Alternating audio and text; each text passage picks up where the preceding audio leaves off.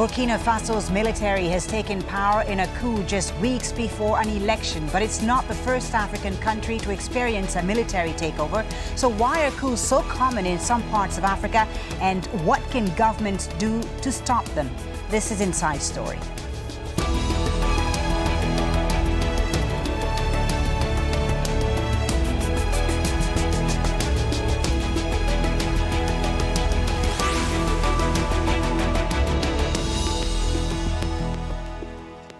Hello and welcome to the program. I'm Foliba Thibault. When Burkina Faso's military intervened to overthrow longtime President Blaise Compaoré last October, it was seen by some as a good coup. Compaoré was about to try and extend his 27-year rule, and the people had said they'd had enough. But almost a year later, and in a sign of just how fragile the political process is, the Presidential Guard, still loyal to Compaoré, conducted another coup. It arrested the interim president and prime minister and dissolved the parliament. This all just a few weeks before elections that were meant to put Burkina Faso back on the road to democracy. Now, of course, Burkina Faso is not an exception in Africa. The continent has seen at least 200 successful or failed coups since the 1960s. Some thought it had begun to shake off its reputation for military takeovers. But in just the last 5 years, there have been coups in Niger, as well as Mali and Guinea-Bissau in 2012, and Central African Republic a year later. There was also an attempted coup in Gambia last year and in Burundi earlier this year.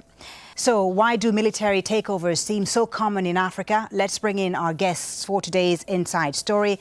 In Pretoria, South Africa, we have David Zuma, senior researcher at the South African Institute for Security Studies. In London, Gabriel Leon, lecturer in political economy at King's College London. Gabriel specializes in military coups and their causes. And in Paris, France, we have Cynthia Ohayon, West Africa analyst for the International Crisis Group. Welcome to you all. Thank you for being with us on Inside Story today. If I can start with you, David, in South Africa, a very confusing political situation in Burkina Faso today. But the turn of events are not surprising at all, are they? This was predictable. No, definitely this was predictable. I will even say this is of the Act 2 of what began last year when Compaoré was compared to a Sikh exile in Côte d'Ivoire. We see how quick the military element moved to recuperate the process. As we see how Yakuba Zida, who was the number 2 of the Presidential Guard, was propelled before the scene to take control of the transition before the international pressure forced him to back down and to allow Kafando to become a civilian president to lead the transition. But the response of the military comes as a resistance to some of the reforms that the transitional government was putting in place that will ultimately weaken the capacity of the military forces in Burkina Faso to remain control of the political process. So you're saying that the military felt threatened. Cynthia, in Paris, the Presidential Guard unit that dissolved the transitional government was formed under President Blaise Compaoré. Do you think he has a hand in the events of the last few hours in Burkina Faso? Well, I mean, this is a very hard question to answer, and I don't think we can provide a clear answer. I'm not sure that he would be directly involved in what is going on, but what is sure is that his entourage, his associates, including those that are still in Ouagadougou, are obviously playing a role in this. I think, there is a kind of collusion between at least a segment of the CDP, which is the former ruling party, and the RSP, to get together and preserve their interests, their common interests. Gabriel, do you think the events in Burkina Faso, the events that we've seen in the last few hours, are similar to what happened last year, the popular revolt that led to the ouster of the former president, Blaise Compaoré? Are we in a similar situation, in your opinion? No, I don't think so. I think what's happened is that you have a Presidential Guard that about a year ago was very powerful, had a lot of perks and enjoyed a lot of benefits, and they're basically being threatened with disbandment. So essentially, I think they're just reacting to the existential threat that they're facing, because, I mean, the truth is that the next democratic government that would have been elected in October would probably have gotten rid of the Presidential Guard. So I think they're acting essentially in defense of their own interests. You speak of an existential threat that they felt in Burkina Faso, Gabriel. Of course, every coup d'etat has different origins, causes and effects. What are the underlying causes in most cases when you talk about Burkina Faso, Mali and so on? What are the motivations for the army to take power? Yeah, in general, one of the most striking commonalities across coups is that they have to do with the basically military protecting its own corporate interest. So if you look at the data, going back to the 1960s, actually, one of the things that is quite striking is that when a government decreases the amount of money that is being allocated to the military, the probability of that government being overthrown in a coup increases considerably. I think in that way, what's happened in Burkina Faso now is essentially just another instance of that. The military is basically facing some threats to its own interests, and it's reacting to that threat.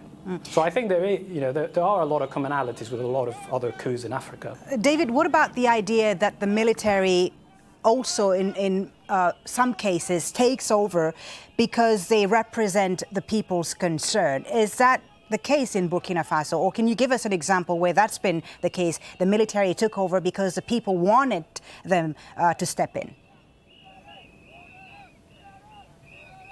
Yes, definitely. The involvement of military in politics has never been a good thing for the continent. It's always led to disaster, be it good or bad. But at a certain point where civilian presidents behave themselves to compromise the political process or compromise the stability of the country, military institution becomes almost a safeguard for the preservation of what has been there. We look at the Niger in 2010, the intervention of the military to stop Mamadou Tanja from amending the constitution and drag his country into instability was seen as a good coup, because after the coup, I think the military officers surrendered the power to a civilian government, organized a transition. And this was not the first time this had happened. In 1999, the army in Niger also intervened to the extent that that army in Niger has gained a reputation of the one who restores a democratic experiment in Niger. But elsewhere, in the case of Burkina Faso, the army has always been, the backbone of the political oppression under President Compaoré for almost 30 years, and has not really accepted the fact that popular upheaval managed to really chase Compaoré out of power, and now facing the threat of dismissal by the authorities of the traditional government, they think they need to react to protect their own interests. So we have two cases where the army intervened to defend its peculiar interests, while in the other case of Niger, we see the army intervening to make sure that the democratic credentials of Niger remain on track. Do you agree, Cynthia, with David when he says that in Burkina Faso today, that the army, this is essentially what he said, the army doesn't really represent the people's concerns? I mean, what's the relationship between the military and the people who took to the streets last year to demand the ouster of Blaise Compaoré? Yes, absolutely. There is at the moment, I mean, the military that is taking over the country does not have popular support. Quite the contrary, the people are mobilizing, or at least trying to mobilize to counter the coup. And what happened last year is that the military sort of presented its intervention as helping the interests of the people, but really the military, and in particular the current Prime Minister Yacouba Isaac-Zida, who was the second in command of the RSP, he was put in power by the former regime to make sure that someone was in power to preserve their interests. So really, I mean, and then he kind of colluded with some segments of civil society to pretend that he was going to safeguard the uprising. And then he emancipated himself. But really, when the army took over in October of last year, it was really to preserve the interest, its own interests and the interests of the former regime. And that's what it's doing again now. We've heard that labor unions, Cynthia, in Burkina Faso and civil society organizations such as Le Ballet Citoyen call for general protests and a strike. Do you think they'll be able to gather this time around? Will they be able to take to the streets like they did last year? I think the military and the RSP and those who are organizing the coup, I think they were very well prepared for this. I mean, this is a reaction from civil society that was to be expected, and I'm hearing that the RSP is patrolling Ouagadougou, and they are trying to disperse demonstrators. So to be honest, I am not sure that people will be able to mobilize in great numbers, and they might be simply scared to get to the streets. I mean, I know that leaders from civil society and even from political parties are very mobilized, and some of them are not afraid to go down to the streets. But I am not sure that they will be able to gather great numbers so as to put enough pressure on the RSP. The context is very different this time around than you say. Gabriel, I want to get your opinion on a point that David made just a second ago. He talked about a good coup. My question is, what makes a coup a good coup? And, you know, in opposition, what makes it a bad coup? Yes, no, I think that's a very good point. You need to think about who is being overthrown and who comes afterwards. So if you have a coup that removes from power a dictator who's not very good to his population and then leads to a process that will conclude in democracy, I think that would be considered a good coup. A coup, on the other hand, that is against the democracy and then you end up with a dictatorship, that would be a bad coup. And I think the thing to bear in mind is that when you have a dictator who's quite powerful, it's very difficult to remove that person from office in any way other than through a coup. So when we hear today condemnation from the United Nations, from France, condemnation at the events that are happening in Burkina Faso, and when you compare that to the reaction last year, which was a bit more, they were, if not applauding what happened in Burkina Faso, they certainly weren't condemning it. How do you explain this difference in reaction from the international community? Well, I think the difference is explained by the fact that we view democracy as sort of the ideal political system, and for very good reasons. And I think the coup last year was seen as a step, or a necessary step perhaps, in the direction of democracy. And I think the elections that were going to happen in a few weeks' time was sort of a next step in that trajectory towards democracy. And what's happened now is that the coup that we've had is actually pushing us out of that trajectory, or away from that trajectory. So it's actually pushing us in the opposite direction of where we think the country should be traveling.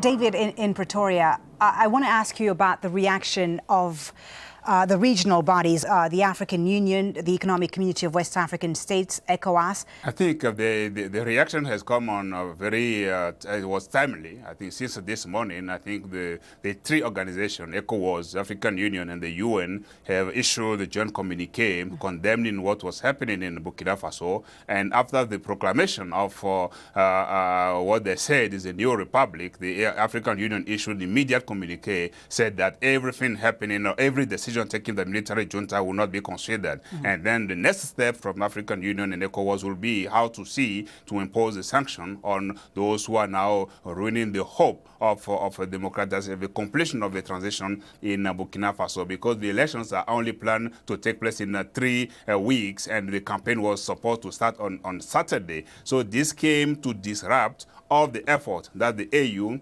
ECOWAS and the UN as well as the European Union put into the transition of Burkina Faso to see Burkina Faso return to political normalcy. And I think the reaction so far is appreciated for the kind of tough language that all those organizations have adopted so far. But there is also a door to engage those who are in power to see how to take into consideration some of the grievances that might have led them to put a stop to the transition in Burkina Faso. Now, I want to get your view on another aspect now. An increasing number of African leaders are trying to defy constitutional limits on their time in office. It's what some are calling third-termism. Now, since the year 2000, 15 African leaders have tried to remain in power by changing their constitutions. Burundi's President Pierre Nkurunziza is the most recent. He was re-elected in July despite weeks of protests and a constitutional limit of 2 terms in office. Others to watch are the Democratic Republic of Congo, Congo-Brazzaville and Rwanda, all countries whose leaders are suspected of wanting to run for a 3rd term. Gabriel, I want to get your view on this. Do you think these maneuvers to stay in power could be considered a form of coup as well. Well, I mean, I wouldn't call it a form of coup, because I think when we think of coups, we generally think that the military needs to be involved. But I think that, again, sort of very concerning developments, because, again, they push you away from that trajectory that is meant to take you towards democracy. I think it's something, actually, there's a very interesting parallels with Latin America. Latin America experienced something quite similar back in sort of late 1990s and early 2000s, where you had all of these democratically elected presidents actually extending the terms. So they were becoming presidents for life, which in a way was kind of sort of undermining the spirit of democracy. And I think in a way that's what's currently happening in Africa. Cynthia, in Paris, what about the foreign influences, the former colonial powers like France, for instance?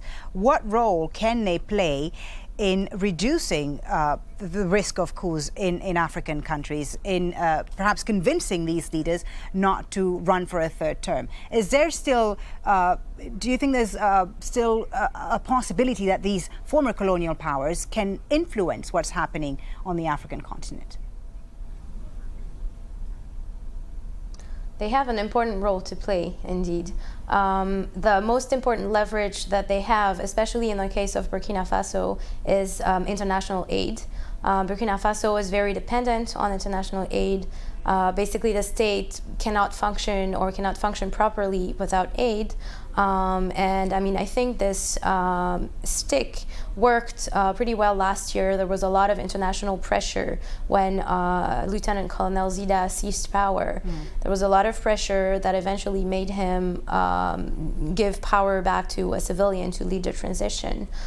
So I think this is one card that the international community has to play.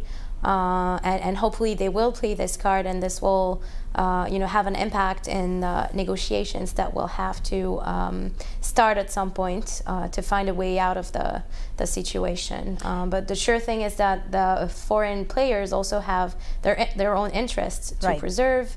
And Burkina Faso is in a very strategic location, so that also comes into consideration. David, she made an interesting point there, Cynthia, when she said that foreign powers have interests in these countries.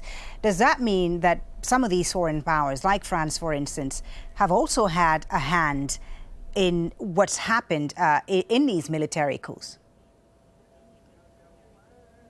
Look, if you look at it from the 1960s, definitely France has made and unmade, so to speak, regimes in Africa, including Burkina Faso. When they are not happy with the regime that is in place, it's definitely behind the scene, work out to topple that government. But the things have changed a little bit since the democratization process, when some social forces, civil society organizations, and activists have taken control of the political process. Even though in Burkina Faso has been extremely difficult, we have seen very important activities carried out by civil society organizations that has helped Blaise Compaoré to relinquish control over some element of power and show some kind of respect to human rights. Of course, his regime is still marked with some assassination, including Noble Zongo, but also the unresolved case of Thomas Sankara, for which justice has never been rendered. So foreign influence can work both ways to maintain a regime that is favorable to them, but also to stop the one that want to hang on to power against the interests of a citizen. You talked about France and Blaise Compaoré. Blaise Compaoré, of course, for a long time was supported by the former colonial power, France. Gabriel, in London, do you agree with David when he says that things have changed, that the foreign influence isn't as strong today as it was in the past? Yes, I agree. I think a lot of the foreign influence in the past was motivated by the Cold War. So after 1989, the foreign powers had less of an incentive to intervene. And actually, I would personally be quite wary of suggesting that foreign powers should get involved in some of these issues, because I think that when the military intervenes, they often try to find reasons for doing so. And there's no reason that comes easier than saying, oh, well, the opposition is being supported by a foreign power, and us as the military have to look after the interest of our nation. So I think that international involvement in these negotiations has to be done very carefully. But there was a time when, just in the last few years, there was hope that, this was over, that we wouldn't see as many military coups in Africa, on the African continent, not as many certainly as in the 1980s and early 90s. But it seemed to have picked up again in just the last 5 years. How do you explain this, Gabriel? Well, I think the economic crisis probably has a lot to do with it, because going back to the idea that the military actually looks after its own interests, when the economy is not doing very well, the government has less money to give out, which means less money is going to the military. And then the military gets upset and then tries to overthrow the government. And by taking control of the government, then they have control over the whole pie. And I think that's one of the reasons. And the second reason has to do with the war on terror, which I think has now become sort of more relevant in Africa over the last few years, which means that the military is again playing a more prominent role in politics, which makes them perhaps think, well, this is our chance to take over. So, Cynthia, what do you think then could deter these coups? Do you think more government spending on the military could help deter these coups? Well, I think that in the long term, at some point, the governments will have to find ways to rein in the military. In Burkina Faso, for example, it's a characteristic of its political history that the military has always intervened whenever there was a problem between civilian politicians. And so, in the long term, ideally, we should be able to make sure that the military stays with the barracks and to dissociate military issues and political issues. So, I'm not sure that just increasing spending just to make military soldiers happy is a solution. But I think this is an issue that is demilitarizing political life. For example, in Burkina Faso, is an issue that is going to take some time. And you would think that an old-style coup like what is happening right now is not possible anymore because of all the international pressure. But clearly, it's still possible. So there's still a lot of challenges. Do you agree with Cynthia, David in Pretoria, that there's a long way to go before we see less of these military coups in Africa? And also, what do you think can effectively be done to reduce the risk of coups in these countries? No, definitely. I think if we look at it, you mentioned it in the introduction, from 1960s up to 2000, we record that almost, according to the statistic that I used recently in the paper, almost 80 coups, successful coups, and from 2000 we have 8. So you have now, if you add Burkina Faso, 89 successful coups that have taken place. But if you look at over the past 10 years, probably because of a normative framework that has been established by the African Union in its African Charter on Democracy and Good Governance, the Article 24 and to 26 made it clear it's difficult for a coup to be successful in Africa or coup leaders to hang on to power. They're not allowed to even lead the transition, and that has recorded some success. With ECOWAS as well, you look at the protocol, the 2001 additional protocol on democracy and good governance, they have been very specific in limiting or making life difficult for coup makers. Sanogo in Mali and Dadis Camara in Guinea-Conakry could not really survive the international pressure. So these in Guinea. So these are some of the elements in addition to the effort by civil society to hold government accountable and to force them to make sure that democracy is implemented and the institutions are consolidated to really deprive the military from the argument that they generally use to stage coups. Gabriel, you have the last word. What do you think can be done to reduce the risk of coups in some parts of Africa? Well, I agree with David. I think building civil society is the way to go. And the reason for that is that in many African countries, when you go back 10, 20 years, the military was actually the one organization that could coordinate and act in a sort of organized manner. And I think creating other types of organizations that can function in a similar way and in a way act as a balancing power to the military is the way to go. Okay, thank you very much. We'll leave it on that. Thank you so much for an interesting discussion. David Zumeu, Gabriel Leon, and Cynthia Ohayon. Thank you very much for watching as well. As always, you can contact us by going to our program page on our website, aljazeera.com. You can also leave a comment on facebook.com/AJ Inside Story or tweet us at AJ Inside Story. From me, Foliba Thibault, and the whole team, thanks for watching. Bye for now.